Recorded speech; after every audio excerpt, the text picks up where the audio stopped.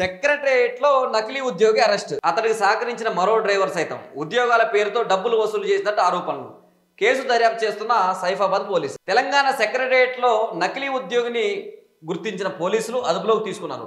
ఖమ్మంకు చెందిన భాస్కర్రావు రెవెన్యూ శాఖలో ఉద్యోగిగా ఫేక్ ఐడి కార్డులతో చలామణి అవుతున్నారు. అతడి కదలికలు అనుమానంగా ఉండడంతో ఎస్పీఎఫ్ పోలీసులు నిఘా పెట్టారు. పూర్తి ఆధారాలు సేకరించాక అరెస్టు చేశారు. సీఎం రేవంత్ రెడ్డి నిన్న సచివాలయంలో ప్రెస్ మీట్ పెట్టిన సమయంలో భాస్కర్రావును ఎస్పీఎస్ పోలీసులు పట్టుకున్నారు. అతనికి minority department section officer V Prashant, car driver Ravi fake ID card తయారు చేయించినట్లుగా గుర్తించారు. రెవెన్యూ శాఖ జూనియర్ అసిస్టెంట్గా ఫేక్ ఐడి కార్డుతో చలామణి అవుతున్న భాస్కర్రావుతో పాటు అతనికి సహకరించిన డ్రైవర్ రవిని సైఫాబాద్ పోలీసులు అదుపులోకి తీసుకొని విచారిస్తున్నారు. నిందితులు ఇద్దరు సెక్రటేరియట్లో కీలక మంత్రుల పేర్లు చెప్పి పనులు చేయిస్తామని, ఫైల్ క్లియర్ చేయిస్తామని, ఉద్యోగాలు ఇప్పిస్తామని పలువురి నుంచి పెద్ద మొత్తంలో డబ్బులు తీసుకున్నట్లు ఆరోపణలు వస్తున్నాయి. తెలంగాణ రాష్ట్రాన్ని శాసించే సెక్రటేరియట్లో దొంగల పడ్డరంటయ్యా, దొంగల పడ్డరు. ఈడొక దొంగ భాస్కర్రావు అనేటోడు, వీడొక అతిపెద్ద దొంగ. వీడంట మీకు ఆ జాబులు ఇప్పిస్తాం, ఈ జాబులు ఇప్పిస్తాం, నేను ఈ మంత్రి దగ్గర పని చేస్తున్నా, ఆ మంత్రి దగ్గర పని చేస్తున్నా, ఆ మంత్రి దగ్గర ఫైళ్ళు కదలాలంటే నాకు డబ్బులు ఇవ్వాలని డబ్బులు దండుకున్నట్ట జనాల దగ్గర నుంచి.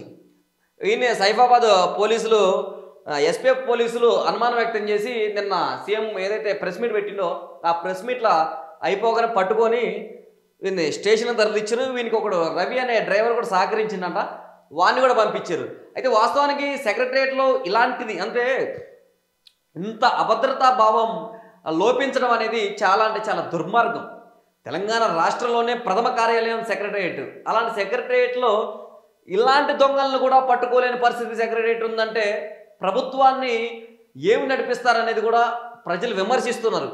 ఎందుకంటే ఇక్కడ సెక్రటేరియట్లో వాడు ఉద్యోగాల పేరుతోని రాష్ట్రానికే కీలకమైనటువంటి సెక్రటేరియట్ నుంచే వీడు దందాలు స్టార్ట్ చేసిందంటే ఇక చిన్న చిన్న ఆఫీసులు, చిన్న చిన్న ఇంకా గ్రామాల లెవెల్లో ఉన్నటువంటి ఆఫీసర్లు ఇంకెంతమంది ఉన్నారో ఇలాంటి వాళ్ళు, వీడికి మాత్రం కఠినంగా శిక్షించాల్సిందే. వీడు ఎవరైతే మంత్రి పేర్లు చెప్పిరో ఆ మంత్రులను కూడా ఒకసారి అడిగి తెలుసుకోవాల్సిందే పోలీసులు. ఎందుకంటే మీకు నిజంగానే లింక్ ఉందా, ఇతను ఎవరో మీకు తెలుసా లేదా అనేది కూడా ఎవరైతే ఎవరి మంత్రుల పేరు చెప్పిరో ఆ మంత్రులని కూడా అడిగి తెలుసుకోవాలా పోలీసులు. ఇలాంటి వాళ్ళు కట్టడి చేయాలా. ఎందుకంటే తెలంగాణ రాష్ట్రంలో ఇప్పటికే లంచాలని ఏసీబీలకు దొరకటం, ఆ గవర్నమెంట్ అధికారులు కొంతమంది లంచాలు తీసుకుంటూ రెడ్ హ్యాండెడ్గా దొరకడం జరుగుతుంది. ఇలాంటి సందర్భంలో రాష్ట్ర ప్రభుత్వం గట్టి నిర్ణయం తీసుకోకపోతే చాలా ఇరుకాటన పడే అవకాశం ఉంటుంది.